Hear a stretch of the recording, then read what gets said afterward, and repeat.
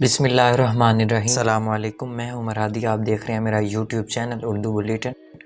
اگر تو آپ اردو بلیٹن پر نئے ہیں تو چینل کو ضرور سبسکرائب کر دیجئے۔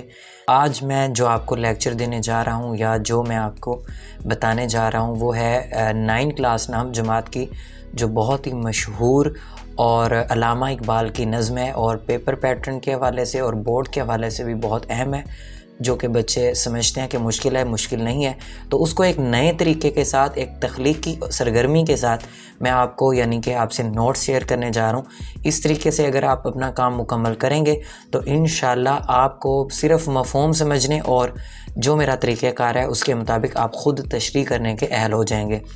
تو سب سے پہلے آپ نے یہ سمجھنا ہے کہ یہ جو میں نے علامہ اقبال کے تعارفی جملے لکھے ہیں، یہ 4-5 جملے ہیں، ان کو آپ دیکھ لیجئے۔ ان کو آپ تشریح کے ابتدا میں 1-2 جملے کر کے استعمال کر سکتے ہیں، جیسے کہ ہمارے قومی اور ملی شاعر، مفکر اور نظریہ پاکستان کے خالق علامہ محمد اقبال سیالکوٹ میں پیدا ہوئے، گورنمنٹ کالج لاہور سے ایم اے اور فلسفہ کی تعلیم حاصل کی، اعلیٰ تعلیم یورپ سے حاصل کی۔ آپ کی شاعری میں خودی، تصوف، مرد مومن، قومیت، نظریہ اسلام، عقل و دانش، خدا اور کائنات کا فلسفہ نظر آتا ہے۔ آپ کی تصانیف میں پیام مشرق، بانگ درا، ضرب کلیم اور جاوید نامہ وغیرہ شامل ہیں۔ کتابوں کے نام یاد کر لیجیے گا، شارٹ کوسچن میں بھی پوچھا جا سکتا ہے۔ اب طریقہ کار یہ ہے ان نوٹس کا، ان کو سمجھنے کا، کہ میں آپ کو سب سے پہلے مفہوم بتاؤں گا، اور کچھ اشعار ایسے ہیں جن کے میں نے 2 مفہوم بھی نکالے ہیں، آپ کو جو سمجھ آتا ہے وہ کریں گے آپ۔ کسی شعر کا 1 مفہوم بھی دیا گیا ہے، یعنی کہ ایسا نظم اور غزل میں سے کوئی شعر ایسے بھی ہیں جن کے 3 مفہوم، تو اسٹوڈنٹ کو یا آپ کو جس مفہوم کی سمجھ آتی ہے آپ اسی کے مطابق جو ہے وہ تشریح کریں گے۔ ہم نے کیا کیا ہے، میں نے یہ کیا ہے کہ ایک شعر کا مفہوم دیا ہے، اور اس کے بعد اگر آپ دیکھ سکیں تو میں نے لکھا ہے تشریح کے لیے اہم نکات۔ تو یہ ایک ایسے نکات ہیں جو 8 رو میں نے نکالے ہیں جو اس مفہوم پر ملتے جلتے ہیں، اور انہی سے جب میں جملے بناتا چلا جاؤں گا تو اس کی تشریح بھی مکمل ہو جائے گی، اور میرے لیے 1 صفحے تک تشریح کرنا بہت ہی آسان ہو جائے گا اگر میں ان پہلوؤں پر جو ان سے میں نے اہم نکات نکالے ہیں بہت ہی یعنی کہ اچھے طریقے سے اور آسانی کے ساتھ ہر بچہ ان سے جملے بناتا چلا جائے مفہوم سمجھ کے، تو اس کو یاد ہوتا چلا جائے گا۔ تو دیکھتے ہیں پہلا شعر۔ ڈالی گئی جو فصل خزاں میں شجر سے ٹوٹ، ممکن نہیں ہری ہو سحاب بہار سے۔ تو اس پہلے مشکل جو ہے املا وہ میں بتا دیتا ہوں۔ شجر کا مطلب درخت ہے، فصل خزاں، خزاں کا موسم ہے، ٹوٹ یعنی توڑی گئی جو ڈالی، ٹھیک ہے۔ ممکن نہیں ہری ہو، وہ ہری بھری نہیں ہو سکتی۔ سحاب بہار، بہار میں جو بادل برستا ہے اس میں بھی جو ٹوٹی ہوئی ڈالی ہے وہ درخت سے جو ٹوٹ چکی ہے وہ ہری بھری نہیں ہو سکتی۔ تو سب سے پہلے آپ کو یہ سمجھنا ہے کہ یہاں پر شجر سے مراد کیا ہے، وہ ہے ملت اسلامیہ۔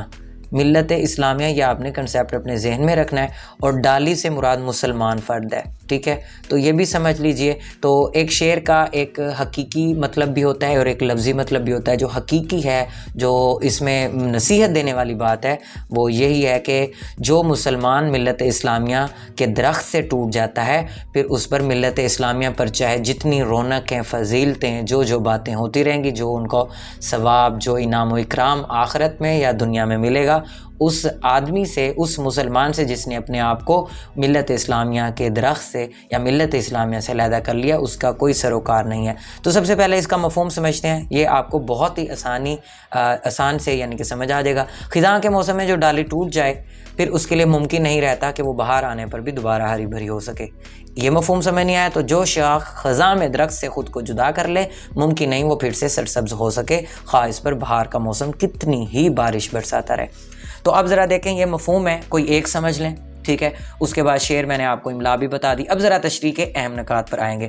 تشریح کے جب اہم نکات پر آتے ہیں تو آپ کو یہ دیکھنا ہے کہ سب سے پہلے آپ یہاں سے 1-2 جملے لے لیں، 1-2 باتیں شاعر کے تعارف میں۔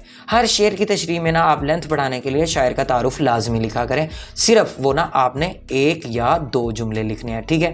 اور دوسری بات یہ دیکھیں، مرکز سے جو مسلمان کٹ جائے گا اس کی بات کریں۔ تو مرکز سے کٹ جانا یہ اہم نقطہ اگر میرے پاس ہے تو میں اسے 2-3 جملے بنا سکتا ہوں، 1 بنا سکتا ہوں، 2 بنا سکتا ہوں، 3 بنا سکتا ہوں۔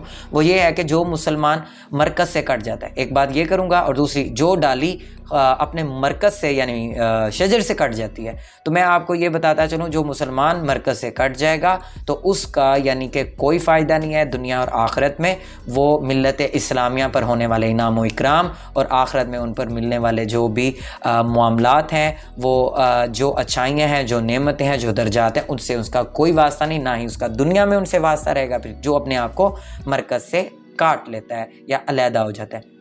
تو اس شعر میں کہیں نہ کہیں یہ پہلو نکالا گیا ہے کہ کیوں کاٹتا ہے مسلمان، کیونکہ اس کا یعنی کہ مسلمان اپنے آپ کو علیحدہ کر لیتا ہے، تو اس کا مطلب آج کل کے مسلمان جو ہیں وہ متحد نہیں ہیں، ان کو متحد ہونا پڑے گا۔ اس پر بھی آپ 1-2 جملے لکھیں گے۔ اب آج کا جو فرد مسلمان ہے وہ اسلام کا راستہ چھوڑ چکا ہے۔ اسلام کا راستہ اس نے کیوں چھوڑا ہے؟ کیونکہ وہ مغرب کو پسند کرتا ہے، وہ اسلام کو یعنی کہ اس پر چلنا اس کے لیے دشوار ہوتا جا رہا ہے، اور حقوق اللہ اور حقوق العباد کا بھی فقدان ہے، تو اس لیے وہ کیا کرتا ہے، جب اسلام کا راستہ چھوڑ دیتا ہے تو وہ مغرب کی پیروی کرتا ہے۔ مغرب کی پیروی جب وہ کرنے لگ جاتا ہے تو اسلام سے وہ بہت ہی دور چلا جاتا ہے۔ تو اس پر بھی 1-2 جملے، یہ میں نے اہم نکات نکالے، آپ ان سے جملے بناتے جائیں گے۔ تو ایک بات یہاں اور بھی مجھے سمجھ آئی یا آپ کو بھی میں سمجھانا چاہتا ہوں، وہ یہ ہے کہ حقوق العباد کا فقدان ہے۔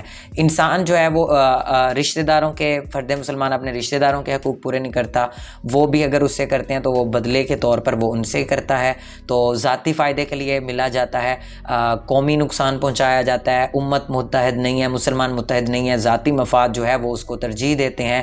تو انسان جو ہے وہ آج کل کا خود غرض ہے۔ کیسے خود غرض ہے؟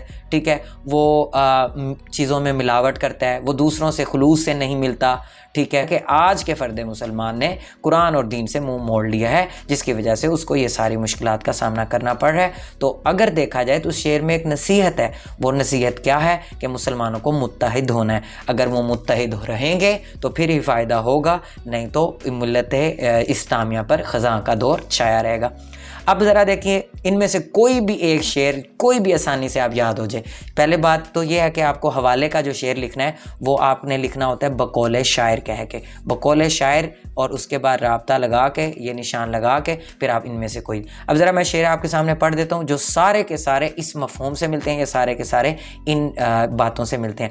جیسے اپنی ملت پر قیاس، اقوام مغرب سے نہ کر خاص ہے ترکیب میں قوم رسول ہاشمی۔ آج کا مسلمان متحد نہیں ہے، جب یہ والی بات کرنی ہے تو وہاں پر اگر کوئی حوالے کا شعر دینا ہے تو آپ یہ کہہ سکتے ہیں کہ فرقہ بندی ہے اور کہیں ذاتیں ہیں، کیا زمانے میں پنپنے کی یہی باتیں ہیں، تو بقول شاعر کہہ کے یہ لکھ سکتے ہیں۔ آپ کو کسی بھی ایک نقطے پر شعر چاہیے تو آپ کو میرے نوٹ سے مل سکتا ہے۔ جیسے اب اقبال کی نصیحت دینی ہے اور مسلمانوں کو متحد ہونے کا درس دینا ہے، ٹھیک ہے، اور قرآن اور دین سے منہ موڑ لیا ہوا ہے، واپس لے کے آنا ہے، تو آپ کہیں گے ان نقطوں پر ملتا جلتا شعر بھی مل جائے گا آپ کو کہ ایک ہو مسلم حرم کی پاسبانی کے لیے، نیل کے ساحل سے لے کر تا بخا کے کاشگر، تاکہ مسلمان اکٹھے ہو جائیں۔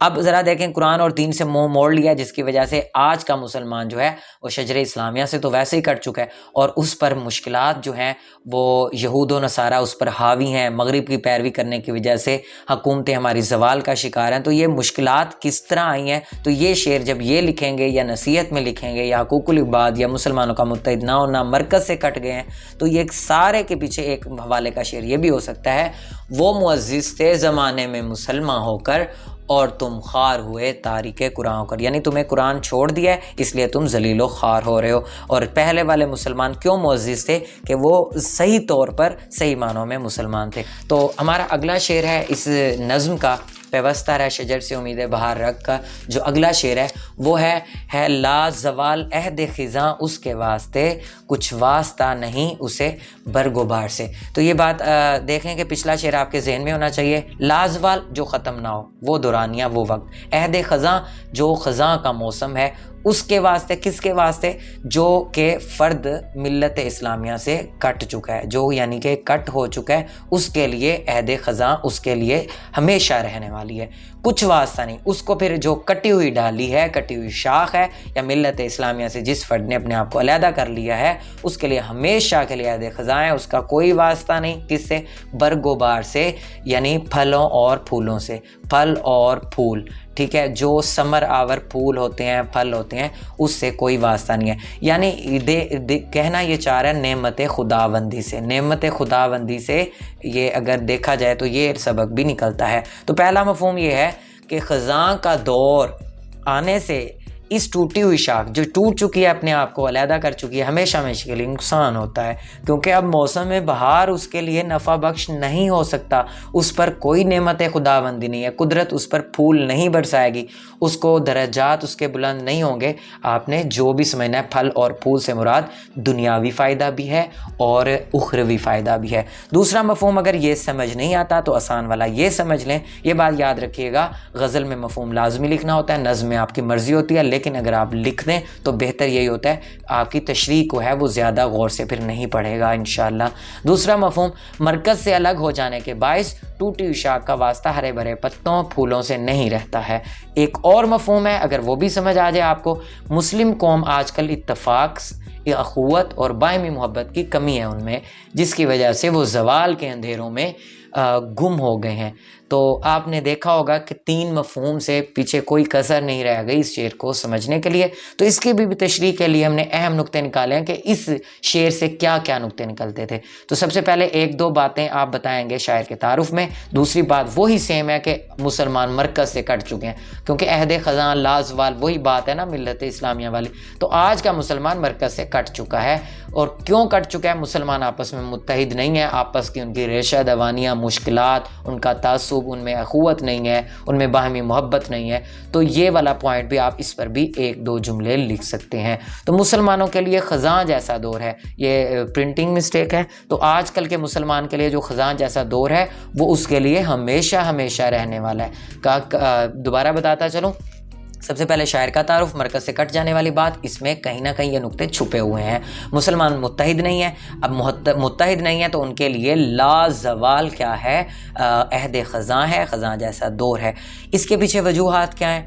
اب پھل اور پھول کیوں نہیں ہے؟ نعمت خداوند نہیں ہے، اخوت بھی ایک نعمت ہے، ٹھیک ہے؟ تو اخوت نہیں رہے گی، آپس میں باہمی محبت نہیں رہے گی، باہمی محبت کا فقدان رہے گا، تو اس طریقے سے معیشت ہو، مسلمان حکومت ہو، ریاست ہو، عوام، رعایا جو بھی ہے، وہ سارے کے سارے زوال پذیر ہونا شروع ہو جائیں گے، کاروباری حوالے سے، معاشی حوالے سے، مذہبی حوالے سے۔ اب ذرا دیکھیں، یہ جملے میں بناتا جا رہا ہوں، معاشی حوالے سے زوال پذیر ہو جائیں گے، اخلاقی حوالے سے زوال پذیر ہو جائیں گے، اور رشتہ داری کے حوالے سے زوال پذیر ہو جائیں گے، گناہوں کے حوالے سے، نیکیوں کے حوالے سے بھی زوال پذیر ہو جائیں گے۔ تو آپ وہ دیکھ رہے ہیں کہ ظلمت میں چلے جائیں گے، ایک اندھیرے میں، اور بھٹک جائیں گے، گمراہ ہو جائیں گے۔ تو زوال کی وجہ میں کیا سمجھ آئی ہے؟ وہ یہاں پر سمجھ آئی ہے اخوت کا نہ ہونا، آپس میں محبت کا نہ ہونا، یا ملت اسلامیہ سے کٹ جانا۔ کچھ چیزیں ریپیٹ ہو رہی ہیں، وہ نقطے ریپیٹ ہو رہے ہیں، جیسے اقبال کی نصیحت ہے، ریپیٹ ہو رہا ہے، مرکز سے کٹ جانا، مسلمانوں کا متحد نہ ہونا۔ تو یہ چیزیں جو ہیں آپ بار بار لکھ سکتے ہیں، کچھ چیزیں جو ہیں وہ لفظوں کی بنیاد پر نئی نئی اس میں شامل ہوتی رہیں گی۔ قرآن اور دین سے منہ موڑ لینا، مسلمان جو ہے وہ قرآن اور دین سے منہ موڑ چکا ہے۔ اس کے بھی حوالہ جات جو ہیں، وہ کوئی بھی شعر آپ یاد کر لیں، دیکھیں وہ ریپیٹ ہو رہے ہیں، تو آپ ان میں سے کوئی بھی ایک لکھ سکتے ہیں۔ فرض کیا قرآن اور دین سے منہ موڑنے والا نقطہ جو ہے، یہ جملہ آپ نے لکھا ہے، تو آپ کہیں کہ وہ معزز تھے زمانے میں مسلمان ہو کر، اور تم خوار ہوئے تاریک قرآن ہو کر۔ یا اقبال کی نصیحت دینی ہے کہ اقبال اس شعر کے ذریعے میں سمجھانا کیا چاہ رہا ہے؟ وہ یہ چاہ رہا ہے قرآن کی طرف پلٹیں، دین کی طرف پلٹیں، تو آپ یہ شعر کہہ سکتے ہیں کہ پہلے کے مسلمان معزز تھے اور آج کل کے مسلمان خوار ہیں، تو یہ والا شعر آ سکتا ہے۔ آپ ان میں سے کافی زیادہ اہم نکات کا جو تعلق ہے ان کے ساتھ بنا سکتے ہیں، جو شعر آپ کو آسان لگے، جیسے کہ آج ہم یعنی کہ کیوں مرکز سے علیحدہ ہے؟ مغرب کی وجہ سے، تو وہاں پر یہ والا شعر آ سکتا ہے۔ مسلمان متحد نہیں ہے، فرقہ بندی ہے، اور کہیں ذاتیں ہیں، ان کے آپس میں ذاتیں ہیں، اور زمانے میں وہ پنپ نہیں رہے، بڑھ نہیں رہے آگے۔ مسلمانوں کے لیے خزاں جیسا دور ہے، ان کو متحد ہونے کی ضرورت ہے، تو یہ والا شعر بھی آ سکتا ہے، یہ والا شعر بھی آ سکتا ہے۔ تو اگر کہیں نہ کہیں آپ تھوڑا سا ان اہم نکات پر غور کریں، ان سے جملے بنائیں، تو میرے خیال سے ایک عمدہ اور معیاری تشریح کرنے کے خود قابل ہو جائیں گے۔ یہ جو خلاصہ جات ہیں یا جو نوٹس شیئر کیے جا رہے ہیں، ان سے آپ کا جو ہے وہ رابطہ ہمیشہ کے لیے ختم ہو سکتا ہے ان نوٹس کے ذریعے۔ یہ جو ہے میری اور میری ٹیم کی جو محنت ہے آپ کے سامنے ہے۔ تو امید ہے ویڈیو پسند آئی ہوگی۔ اسی طرح کی ویڈیوز اگر آپ چاہتے ہیں ملتی رہیں، تو آپ چینل کو سبسکرائب کر دیں۔ کمنٹ سیکشن میں اس طریقہ کار پر، یہ جو بالکل نیا، یہ کسی کا نہیں ہوگا، اہم نکات کے ذریعے تشریح کروانے والا، تو اس میں کمنٹ سیکشن میں لازمی بتائیں گے۔ اسلامیات کے حوالے سے اور مطالعہ پاکستان کے حوالے سے بھی کوئی بھی آپ کو پریشانی ہو تو آپ رابطہ کر سکتے ہیں۔ اپنا خیال رکھیے گا۔ اللہ آپ کا حامی و ناصر ہو۔ اللہ حافظ۔